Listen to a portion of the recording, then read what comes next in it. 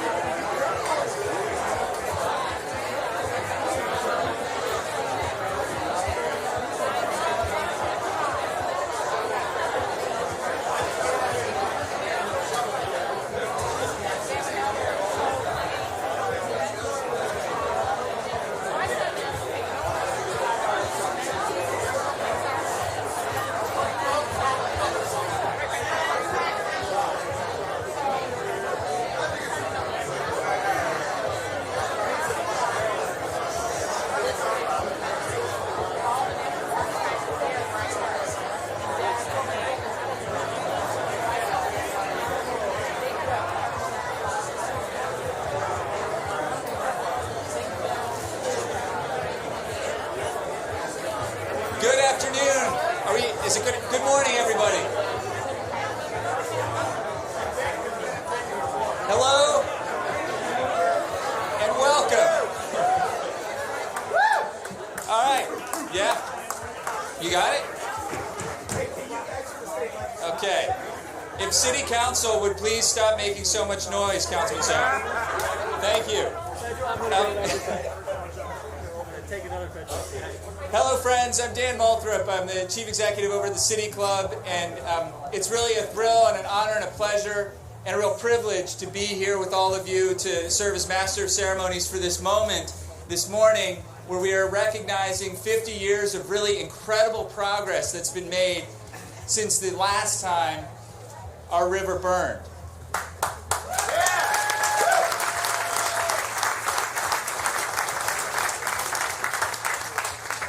Before I say any other words, I want to thank our friends from the Cleveland Orchestra who posed over there for a picture. Please help join me in giving them a round of applause. Thank you very much for welcoming everybody. I said 50 years since the last time the river burned, and yesterday we were gathered at the Huntington Convention Center for our State of the Great Lakes, and I know many of you were there as well.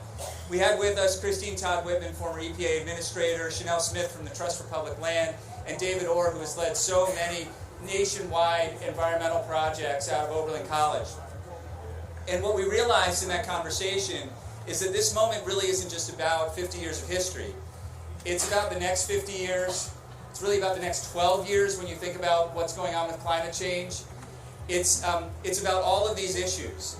And Cleveland represents something in the national imagination and in the national memory and in our national aspirations for who we are as a country. What we've done together here as a community over these last 5 decades and beyond, thanks to the leadership of Carl Stokes and Lou Stokes and so many others, what we've done here is transform a community by transforming our watershed and remembering what's really most important, what our assets really are, and how important it is to take care of one another and take care of our natural environment. So I thank all of you for being a part of this today. There's a lot of people with many things to say about this important moment. But it's really, I just want you all to sit with this for a second and feel it. This is big. The nation's eyes are on us right now, as they have been since that moment when that photo appeared in Time magazine in the summer of 1969. And it wasn't even from that year, that photo. But in all seriousness, the nation's eyes are upon us, and thanks to the leadership of Mayor Jackson in setting our course 10 years ago with Sustainable Cleveland 2019, we have made incredible progress over these last 10 years, and we are poised to make even more progress. So I'd like to introduce Mayor Frank Jackson. On January 2nd of 2018, he took the oath of office for his historic fourth four-year term, making him Cleveland's longest-serving mayor and one of our greatest leaders. He is a lifelong resident of the Central neighborhood, where he began his career in elected office as its city councilman and later city council president. He's a graduate of Cleveland Public Schools, Tri-C, and Cleveland State University, and it was Cleveland State University where he earned his bachelor's, his master's degree, and his law degree. He began public service as an assistant city prosecutor in the Cleveland Municipal Court Clerk's Office. Ladies and gentlemen, friends of the Cuyahoga River, Mayor Frank Jackson.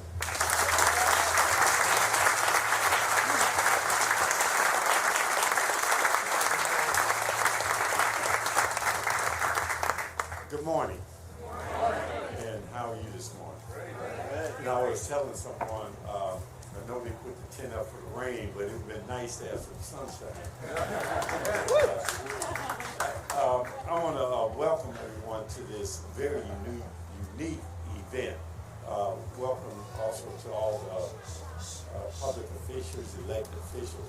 This is a unique event because it, as Dan said, we're talking about 50 years since the last time the river burned, and we're talking about significant investment by the regional sewer district in this pump station and the towpath trail.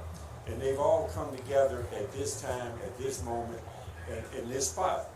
Because, as you know, the river burning was the catalyst for a lot of things happening that resulted in the EPA, Clean Water Act, and many of the things that have helped to restore this river and many waterways throughout this country.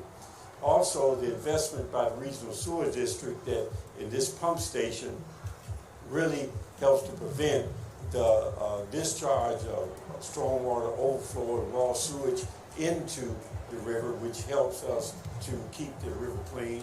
And with the towpath trail, it recognizes the fact that now all of this, which we used to turn our back to, is now something where people want to be, is a recreational activity. So all of it's coming together, and it's coming together in a good way. So I want to welcome everybody and thank all of you who made this possible, because we're speaking, but I know many of you have been dealing with this issue and many other environmental issues for a long time, and thank you very much.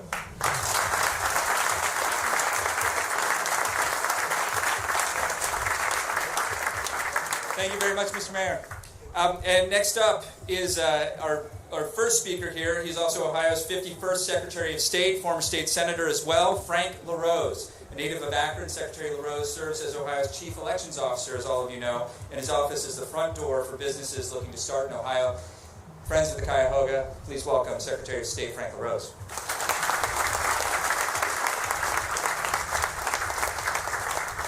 Thank you, Dan. Well, what a celebration, and this is something truly worth celebrating. Just 50 years ago, we know that this river behind us was something that became a national embarrassment, and it awoke the conscience of a community, and now it's a national point of pride. It's something that we want to tell the world about.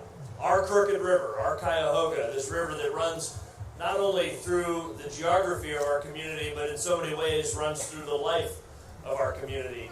I think, like so many of you, this river for me has been something that I've really enjoyed growing up near. One of my favorite activities every summer is kayaking on the Cuyahoga River, and we take advantage of the Cuyahoga Valley Scenic Railroad to put our boats on the train and take them upriver and then kayak back. And we think of this river that just 50 years ago parents told their children to stay away from, and now is a source of recreation and something that we're so proud of. But to me, the story here is also one about pragmatism. This is a river that has been at the center of industry in this community for so long as well. And what we see today is truly a river reborn. But what we also see is that economic prosperity and responsible environmental stewardship can go hand in hand. In fact, they must go hand in hand. We can be responsible stewards of our environment while at the same time having a thriving economy. And what you see on this river is an example of that.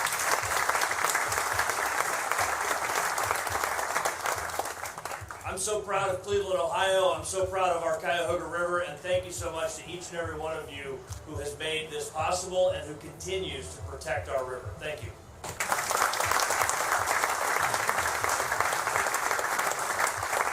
Thank you very much, Mr. Secretary. As all of you know, it was the fire and the coverage of the fire and the concern that it raised that catalyzed legislation that created the Environmental Protection Agency. We're pleased that our next speaker is with us for that reason indeed. U.S. EPA Region 5 Administrator Kathy Stepp. Kathy serves as the Regional Administrator for EPA Region 5. Her responsibilities include overseeing environmental protection efforts across the Great Lakes states of Illinois, Indiana, Michigan, Minnesota, Ohio, and Wisconsin, as well as 35 federally recognized tribal governments. One of her roles is manager of the EPA Great Lakes National Program, which leads the restoration and protection of the largest freshwater system in the world. That's where we are right now, in the middle of the largest freshwater system in the world. Ladies and gentlemen, Kathy Stepp.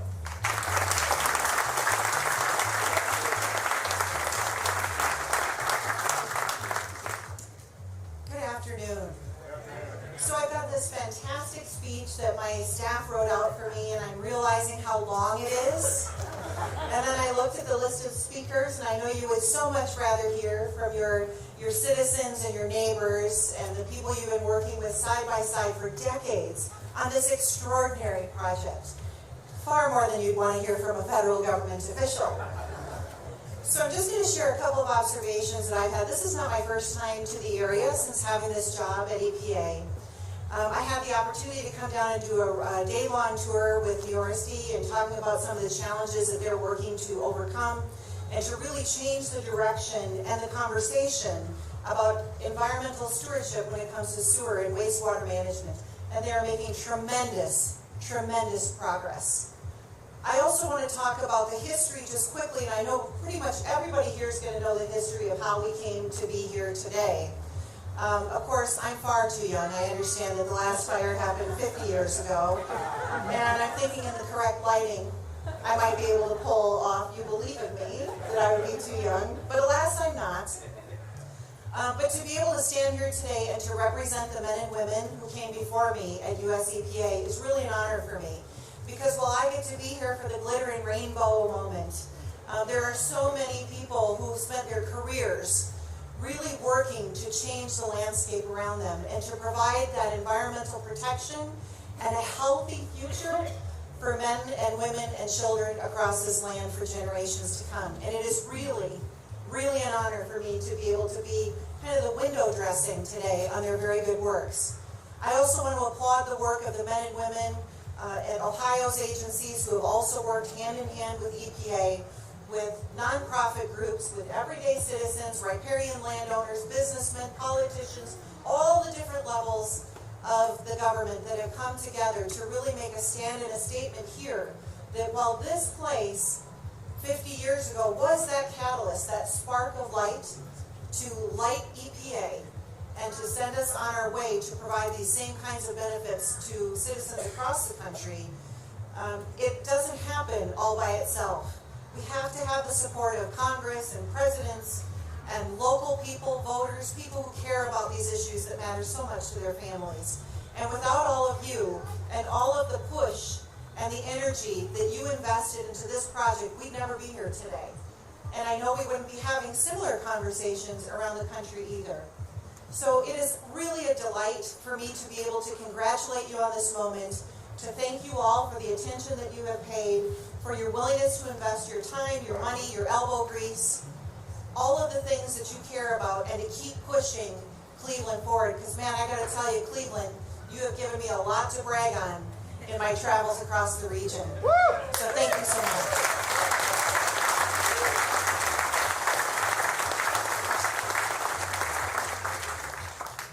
That's great. We brag about Cleveland all the time. You're a Clevelander now. So I mentioned Congressman Lou Stokes before, and he was one of a series of important congressional representatives without whom the legislative focus on the Great Lakes would not be quite as strong as it has been. So I'm pleased to introduce our next speaker.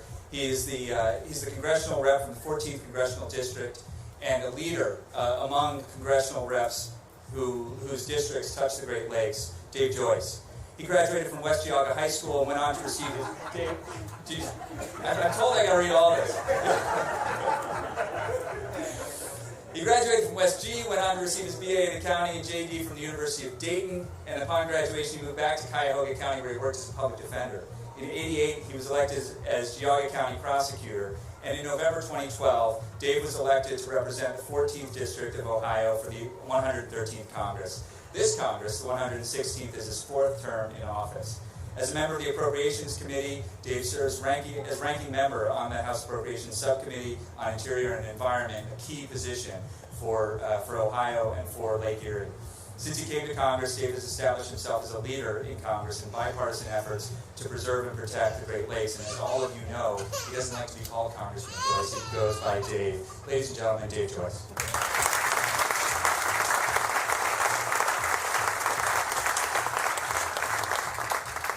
Thank you for having me here today. It's an honor to be here among all of you who have worked so hard and dedicated so much time to in these efforts. Working on behalf of the Great Lakes comes sort of naturally to me. As a kid, I remember my favorite memories were fishing with my dad up by the old power plant there at 72nd Street. In the great 2 weeks we'd have vacation up in going up to Lake Erie and Gem Beach area. And I'm surprised I still have any hair after jumping in the lake, what it was like back there in the early 70s. But then, being a family business, I worked for my father down here, started at 15 as a laborer underneath what used to be the Lorraine Carnegie, now the Hope Memorial Bridge, which is still there today, my father's business. And, it's one of those things where you learn the vitality and the enjoyment of those fishing, vacationing, and working along the river.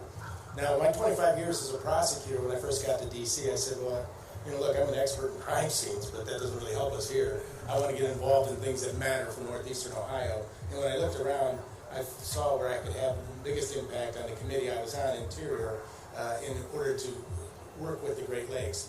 And whether it was under President Obama or President Trump, we still had to fight to make sure we've got adequate funding for the Great Lakes Restoration Initiative, which is one of the most tremendous bipartisan programs that we have together. And not only is it bipartisan, because I work with my dear friend Marcy Captor on a daily basis and work with getting all the other areas that touch the Great Lakes as part of this, but also working with Senator Portman and Braun to make sure that we bring that funding home, because it's a collaboration of all the different agencies. And you don't get to participate unless you share the information and work together to make sure that we protect and preserve what I say is not a lake or a series of lakes, but a national treasure.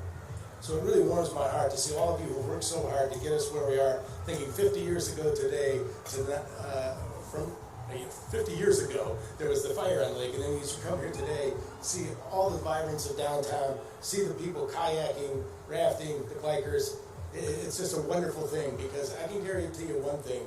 You hear that Washington doesn't work, but your Buckeye delegation works damn hard every day to try to make sure we protect and preserve programs just like this. Thank you all. God bless you all.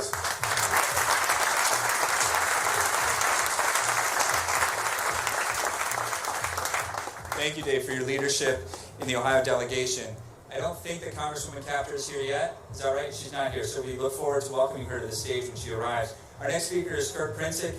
He has been with the Ohio EPA since 1991. Received his bachelor's degree in environmental engineering technology from Dayton as well, University of Dayton going on here, and a master's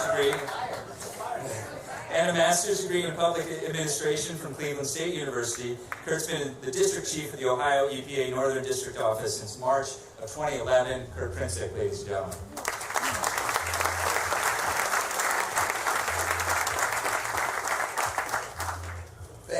everyone. It's great to be here. On behalf of Ohio EPA Director Lori Stevenson and Governor DeWine, I just want to thank Northeast Ohio Regional Sewer District and Canalway Partners for inviting us here today. This is a great day for Northeast Ohio and a great day for the Cuyahoga River. We've come a long way since 1969, and I'd like to extend a special thanks right now to those folks who I call the heroes of the Cuyahoga River. These were our predecessors. These were the boots on the ground in the 1970s and 80s. When I talk to my staff today, we talk about environmental contamination in parts per million and parts per trillion. Our predecessors couldn't even imagine that. We've all seen Marvin Green's picture where his hand goes into the Cuyahoga River and it comes out black. That's what folks were dealing with back in the day. They were trying to get disgusting raw solids out of the river. They were trying to get fresh crude oil out of the river. And they worked hard. And these were the folks who implemented the Clean Water Act and did a lot of the early heavy lifting on the Cuyahoga River. So from Ohio EPA, and there's no way I can list everyone who was involved, but there's just a special few I'd like to identify. From Ohio EPA, Bill Skoronsky, Bob Wysinski, Steve Tuckerman, Doug Hasbrook, and Keith Riley. And then from the great staff at the Northeast Ohio Regional Sewer District and under their leadership of Andrew Unger, Louis Corsi, Erwin O'Deal, and Julius Chach. And then we had our community champions. These are the folks who held our feet to the fire. That was Elaine Marsh, Gary Whidden, and Edith Chase. So great job to all of them. They're our predecessors, and they're the ones who, like Kathy said, we get to do the celebration today, but they're the ones who got it started. So the Clean Water Act, that was our foundation. That was a backstop for us.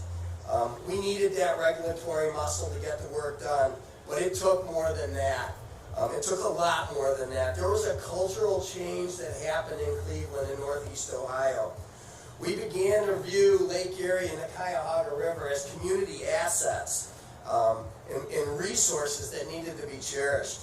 The mindset changed, and as Secretary of State Larose indicated, we changed our mindset from it's jobs versus fish. Now it's jobs and fish, and we show that you can have a robust economy and environmental protection. We had the Cuyahoga Valley National Park established in 1974. That was an awesome event.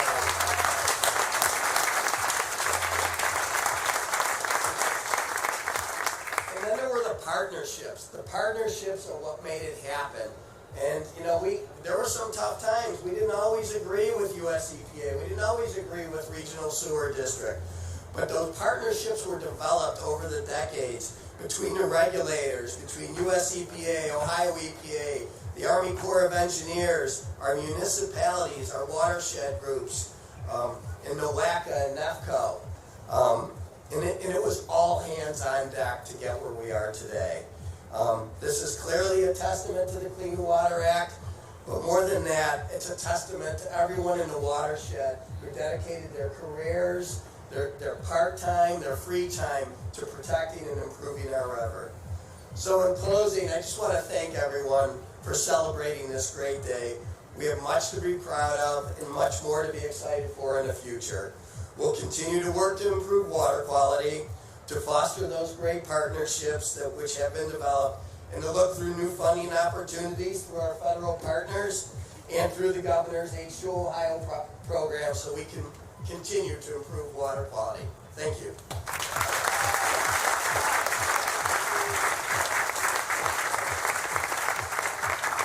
Kurt, thank you so much for your leadership and along with your colleagues at the federal level too for their leadership.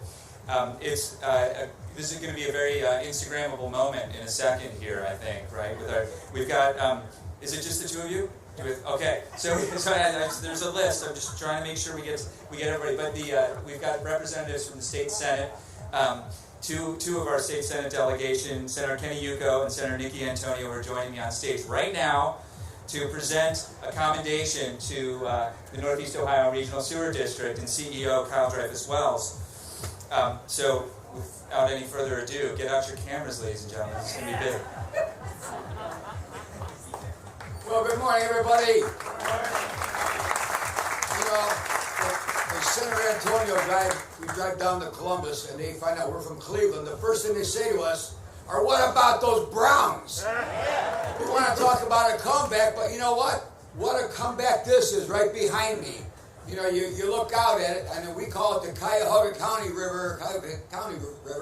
A lot of people say we should rename it, you know, Baker Mayfield or something like that river, but I don't think we're going to do that. We're going to stick with the Cuyahoga right now, if you don't mind. You guys want to say a few words. I want to thank so many people here, including our governor, Mike DeWine, who came out with his State of the State address, his plan for H2 Ohio. And it's because he knows the importance of protecting our water. He knows that from the Great Lakes to our rivers, it's so important. You know, we've got the Senate President and our delegation working together. A little shout out for our crew. 33-0 on passing the state budget, folks. I don't think that's been done in a very, very long time. And then, you know, there's two of us here. I have a feeling that two of our colleagues, Senator Sean O'Brien and Senator Steve Wilson, are probably with the Trails Caucus walking somewhere around Ohio today, being this is the first day in about 6 months where it hasn't rained. So we got to keep that going. I'm going to give a big shout out to the Northeast Ohio Regional Sewer District.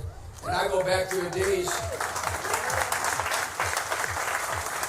I remember when they used to be called the Cleveland Regional Sewer District over on Rockwell, and how far they've come, and how much they've done, and what an important difference they've made in our country, in our county and state and everything. And I also want to make sure that we know that, you know what, this is a partnership. This is a partnership between our local government, with our county government, with our state government, with the federal government, and with the help of all of you. We will continue to keep Cleveland the great state that it is, or city that it is, Ohio the great state that it is, and the United States the great country that it is. Thank you for being here, and God bless you. And before we go, we are going to present this. It's a senatorial citation under the sponsorship of President Obhoff. Senator, Would you do me a favor and yes. invite the Board of Trustees up as well? Oh, we're going to invite the Board of Trustees up as well, please. They're springing into action.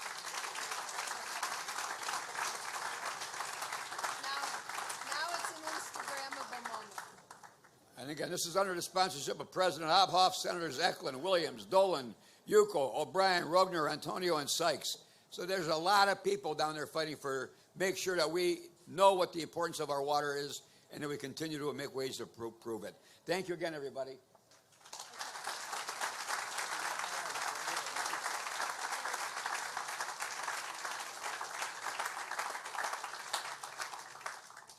you so much. Thank you.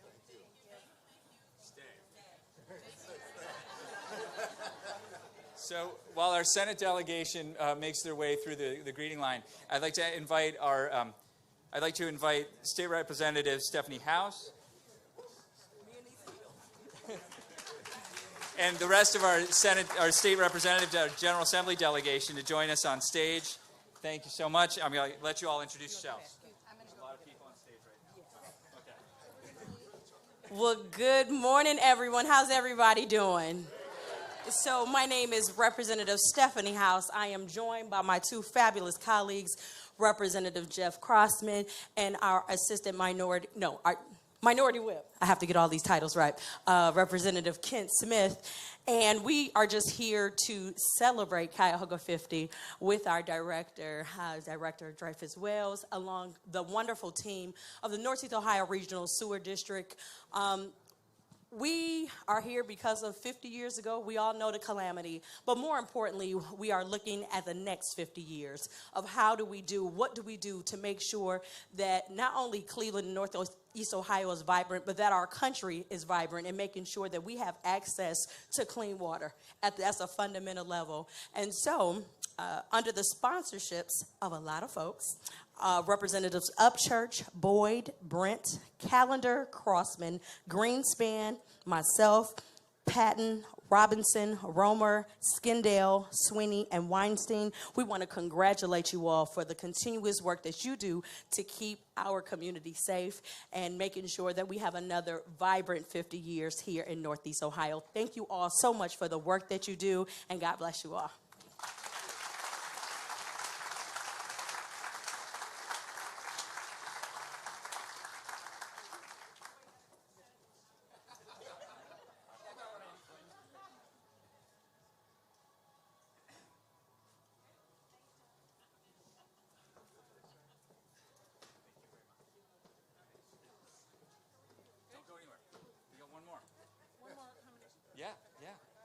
So if our representatives of the sewer district will stay on the stage for a second, I'd like to invite now Joy Mullineaux, Mullinex. I'm sorry. Thank you for the correction. Joy Mullinex, Director of the Ohio Lake Erie Commission, and Monica Blasdell, Regional Liaison for Lieutenant Governor John Husted. Are they here? Yeah, Joy. Yeah. Oh, there we are. We are here. Okay. Sorry. There's a lot of, please, yes, round of applause. Thank you so much. Thank you. My apologies for this. Good morning.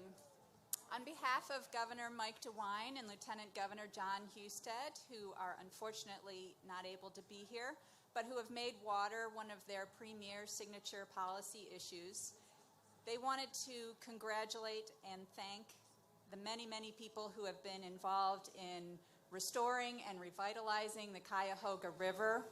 It's truly an amazing accomplishment to stand here today at 50 years after the fire.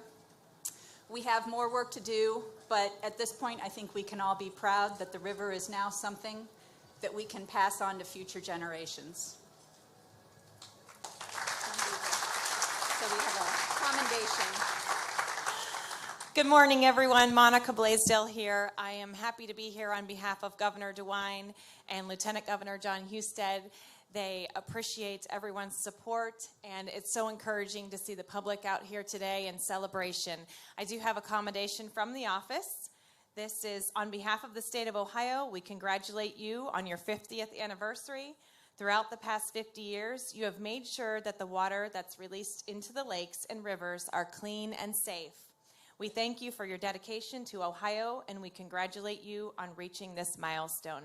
Best wishes for continued success. This is signed on this 22nd day of June 2019. Governor Mike DeWine and Lieutenant Governor John Husted. Thanks, everyone.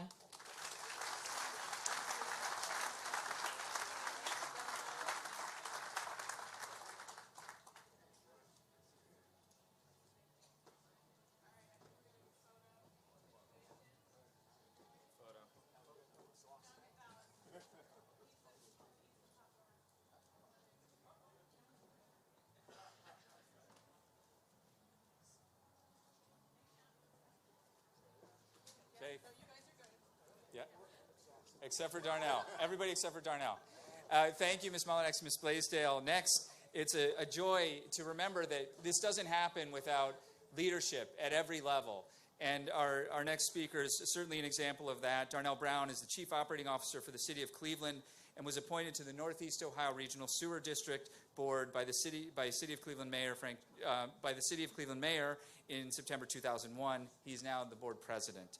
He's a member of numerous professional agencies, including the Cleveland Water Alliance and the Donebrook Watershed Partnership. Darnell Braun.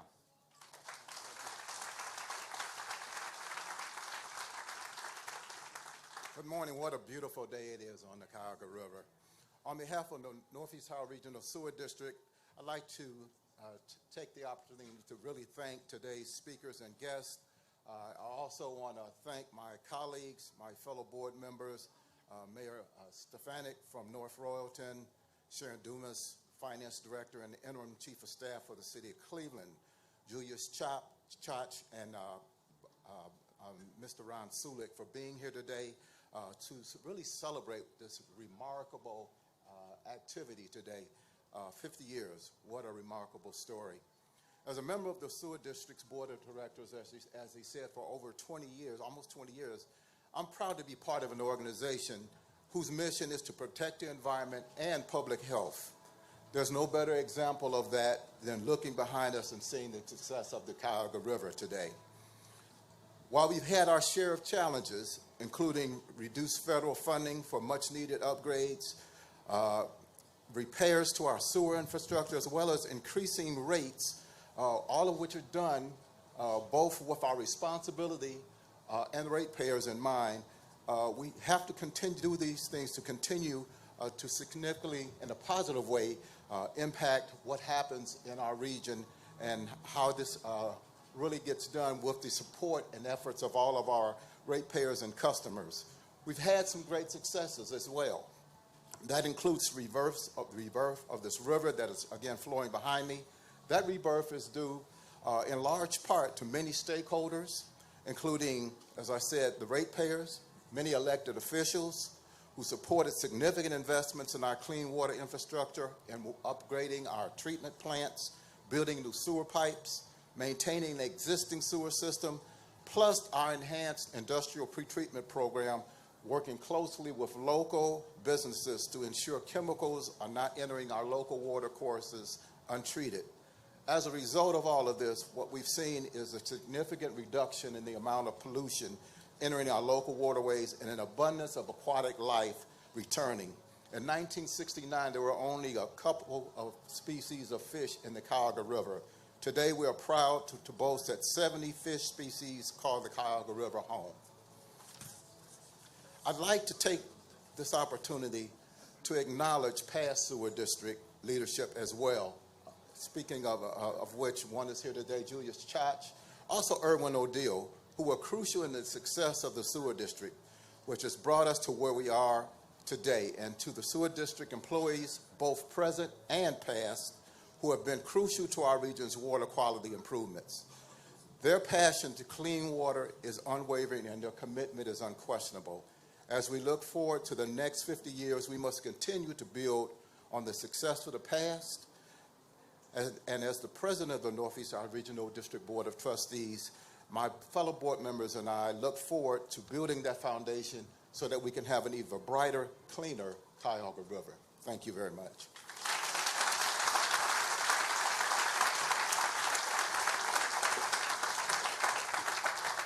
Thank you very much, Darnell. Kyle Dreyfus Wells is our next speaker. She's CEO of the Northeast Ohio Regional Sewer District, a district that treats, listen to this, 90 billion gallons of water every year, thanks to the work of more than 750 employees. She works closely with 7 trustees and 9 directors to ensure the efficient management of hundreds of miles of sewer and stream networks, a multi-billion dollar 25-year Project Clean Lake program, and a regional wet weather strategy, which has gotten a lot of strategic work over this last month for the health of Lake Erie and more than 1 million residents that they serve. Kyle Dreyfus Wells.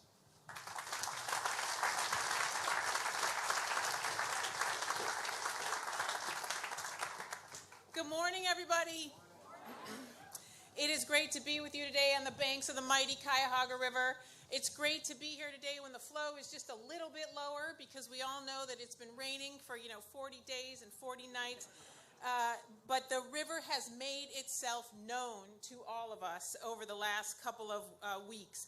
So I want to start off by recognizing the hard work and dedication of the people of the Northeast Ohio Regional Sewer District. Many of those employees are with us today with their families, so big ups for the employees of NEORSD.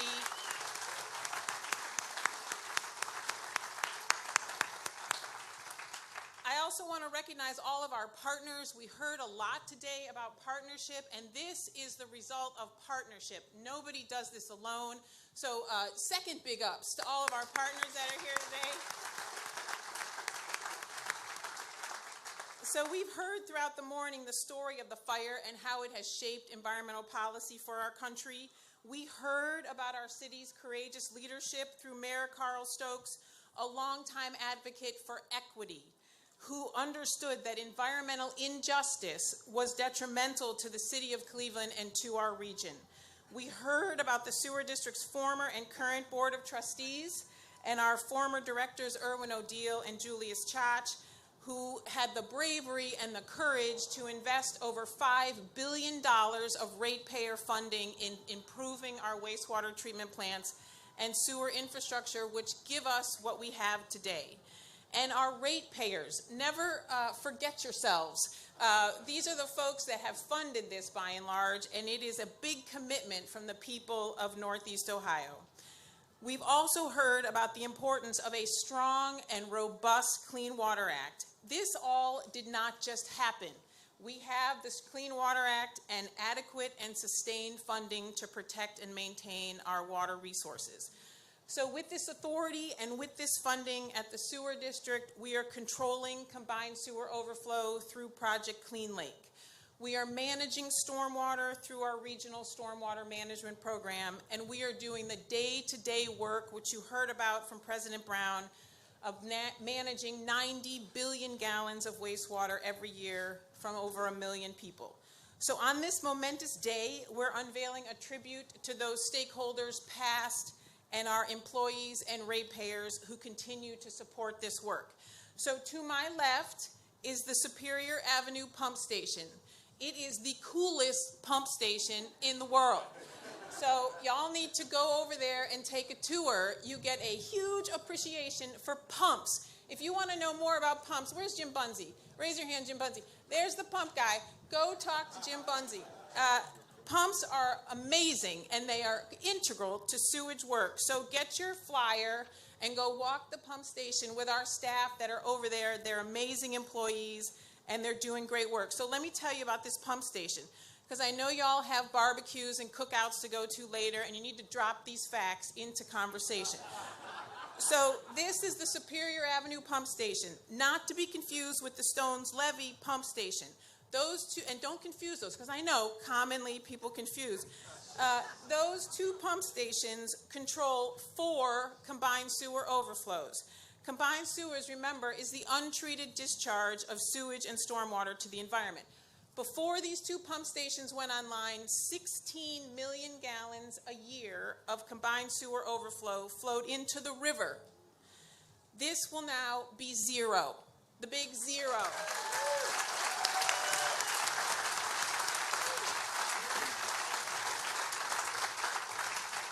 So today we're dedicating a plaque which will be displayed at the pump station, and before it's placed in the pump station, the plaque is here with John Gonzalez, who is the source of our Twitter feed. I just want to do a big reveal.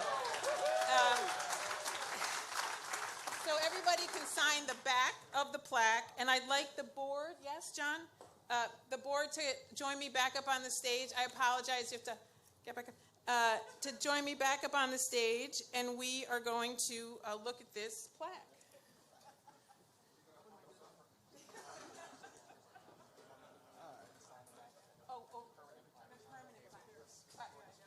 So John is telling me this is for display purposes only, so we can't sell this version, this particular. If you want to sign the plaque, you have to go to one of the tables. Where is the plaque? Oh, it's with Tanya. Check out Tanya. She's got the cute purse, the crossbody bag. You can sign it there with her. So.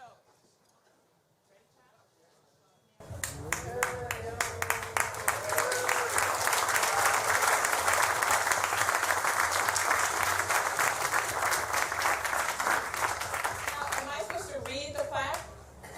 But I can't see it.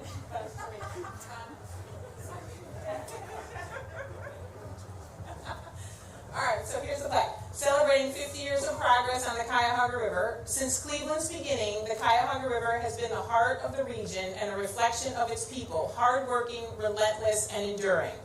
Its ongoing resurrection since June 22nd, 1969 fire on its surface is a testament to the work of the people that brought the Cuyahoga back to life.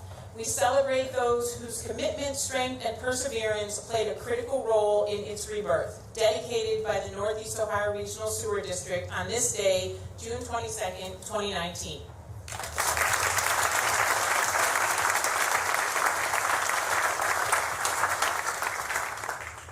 And then, so thank you, board. Thank you very much. So finally, before we move on, I want to thank our congressional delegation and staff from their offices that are here today. So we have with us Candace Kadinsky and Josh Press from Senator Portman's office. And a big thank you to both Senator Portman and Senator Braun, who introduced a Senate resolution this week marking 50 years of environmental progress since the 1969 fire. So thank you very much for that. Tim Ross from Congressman Gibbs' office is here.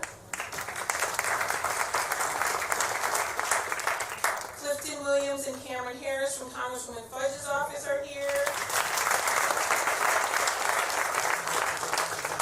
Mike Cunningham from Congressman Gonzalez's office is here. There's Mike.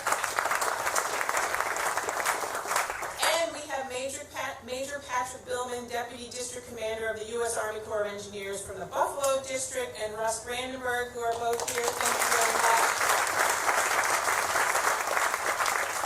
And we heard from Regional Administrator Kathy Stepp, and we also have Jeff Kelly and Brooke Furio, also from Region 5. So thank you so much.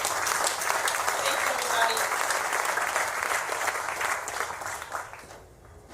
Thank you. Congrats. You can leave that up for a little bit. Great. It's lovely.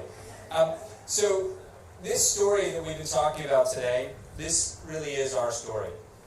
It's the story of us. It's the story of our city.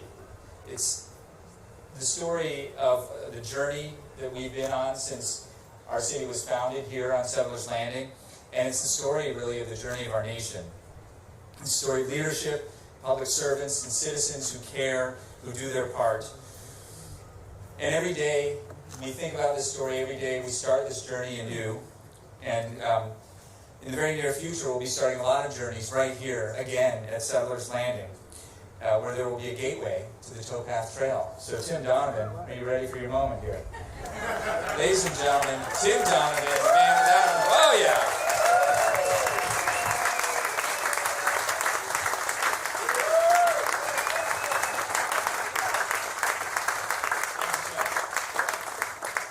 That's the last time I buy Chris Farley clothing.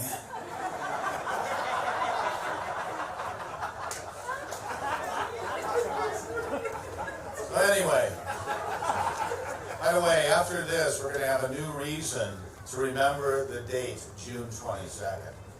A brand new reason, a brand new story. So welcome aboard here, everyone. I want to begin by thanking the Regional Sewer District. They're the ones that did all the logistics for this particular event.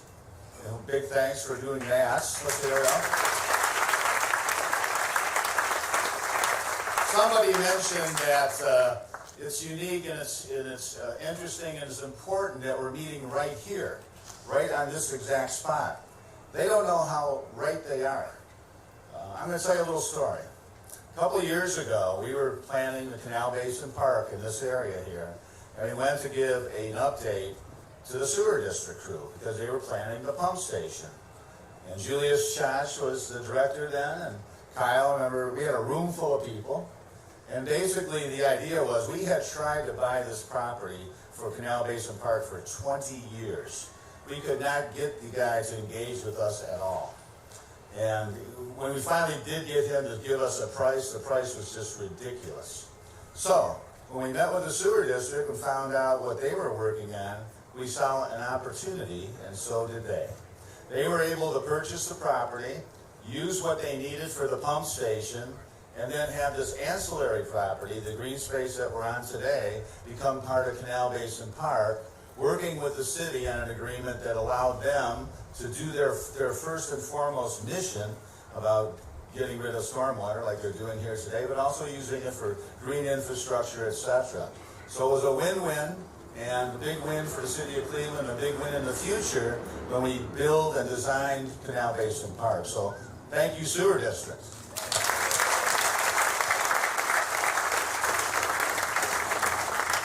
And last of all, I also think it's good to note that they work with us on the development of the greenway that is associated with the Towpath Trail. So along that spine, if you will, we have seen opportunities to create new wetlands, etc. And working with the agency here, we've done that. So it's really going to be a much cleaner valley once we're done here working together. So again, that's the last thing we're going to thank them for. Let's thank them. All right. Now I'm going to share a story with you from John Debo, the former superintendent of the Cuyahoga Valley National Park. It's about a towpath trail.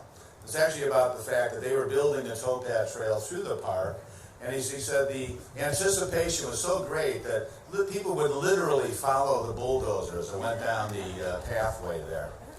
And he said that on a weekend, one of his volunteers were out there walking the path with his wife, and he stumbled across something. He hit something in the trail itself, and being a good Boy Scout, he took out the Swiss Army knife and he went to dig it up. Thought it was a root or something. Well, as he dug it up, he found out he had a little lamp that came out of there. And he took it home. went down the basement, was cleaning it up, had the brasso out, was giving it a good rub, and lo and behold, a puff of smoke comes out of the lamp. It's a genie.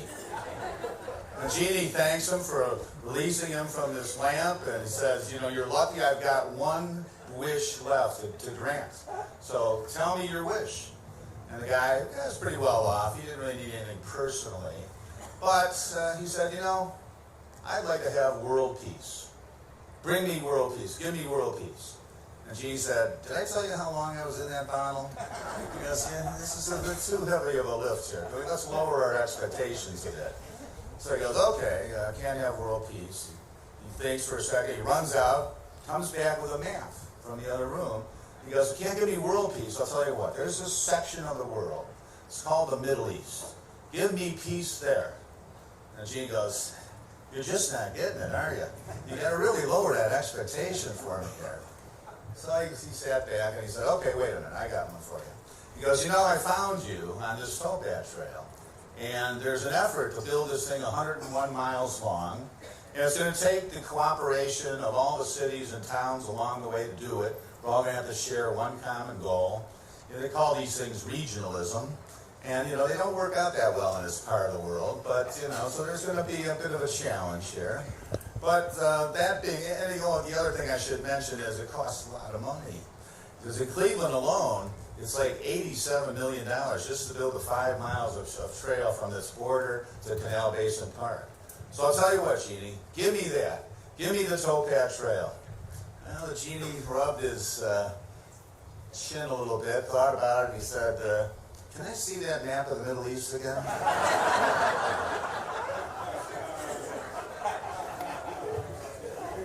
So, I want to assure you that we did not find the money through the Genie. That money had to be put together meticulously, and it is a representation of many partners, the 4 key partners that are building this trail, the city, the county, Cleveland Metro Parks, and our group, Canalway Partners. But it doesn't end there, because there are key players who have played key roles. And I'm about to introduce one of those persons right now to come up and share that with you all. Miss Grace Galucci from NOACA. Let's bring her on up.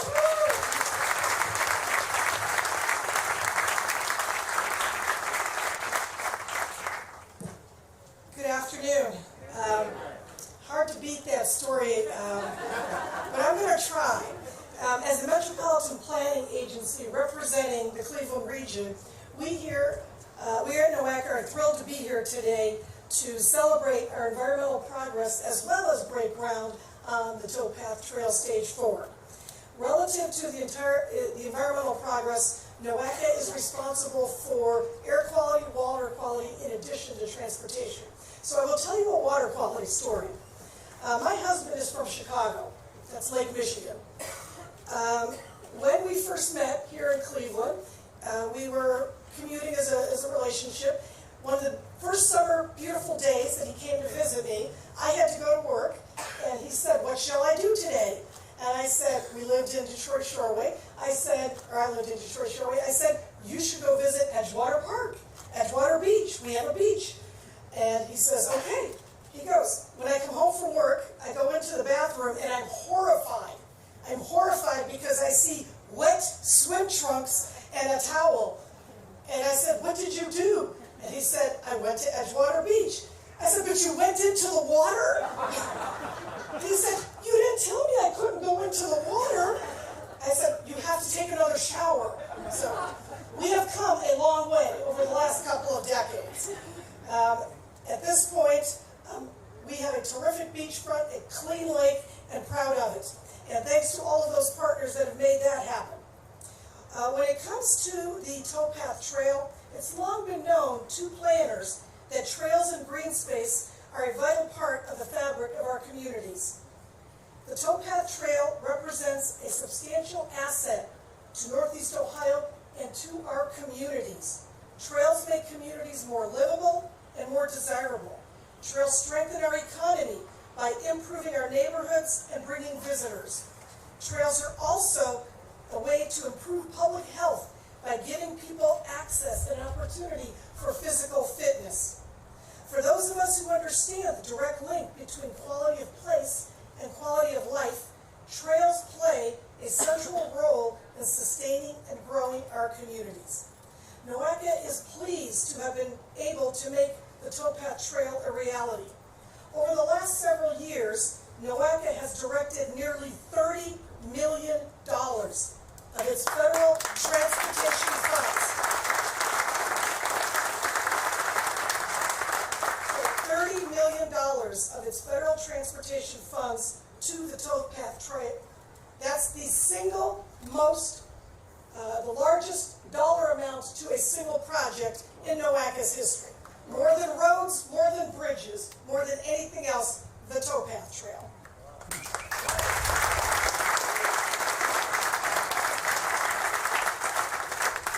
This demonstrates the vision, the leadership, and the boldness of the NOACA board. We have several of our board members here today, including Mayor Jackson, Executive Budish, Mayor Stefanik, Kyle Dreyfus-Wells, Kurt Princik, Matt Zoe, and we even have former board member Julius Chach. Let's give them some acknowledgement.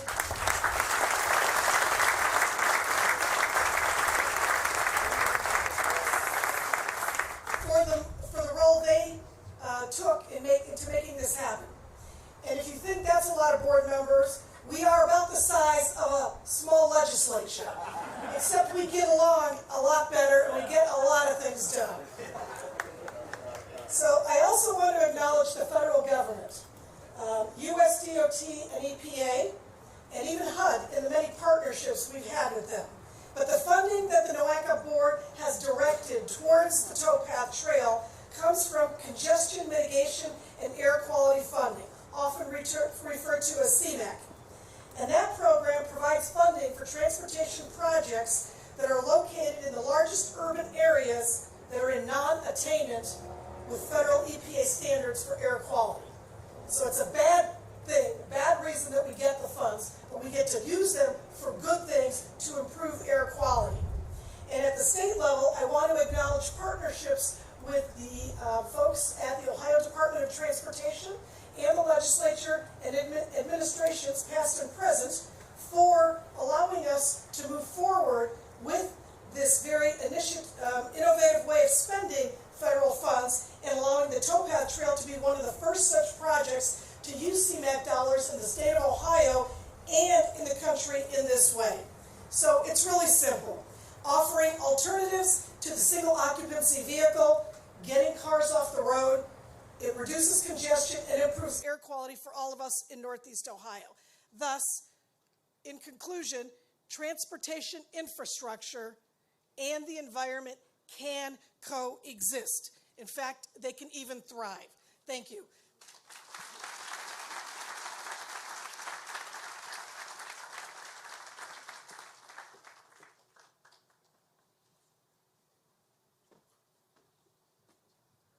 Thank you, Grace. You know, every good project starts with good planning. And you may wonder, where did these trail ideas start? I mean, when did this start being planned in and people start to recognize the value, etc.? Well, I'm going to give you an answer. It started back in 1985 when a couple of fellas met each other at a Thanksgiving Day appreciation dinner in the Cuyahoga Valley National Park. Their names, Jeff Lenartz and Tom Yablonsky. They both shared something in common.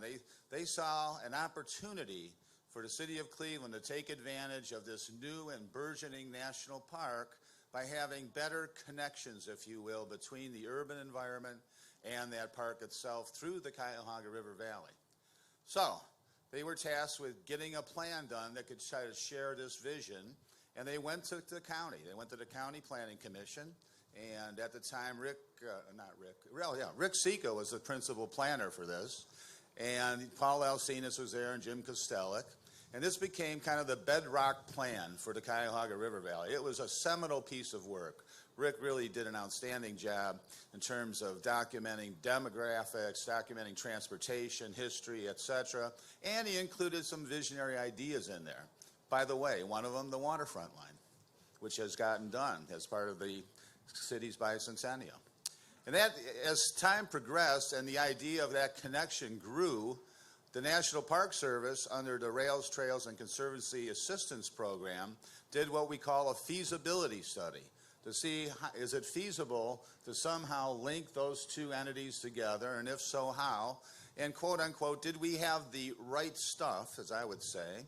Did we have the right stuff to become a designated national park, or perhaps a new designation, a national heritage area? We ultimately found out we had what it took to be a national heritage area, and through an act of Congress in 1996, we became the 7th national heritage area in America.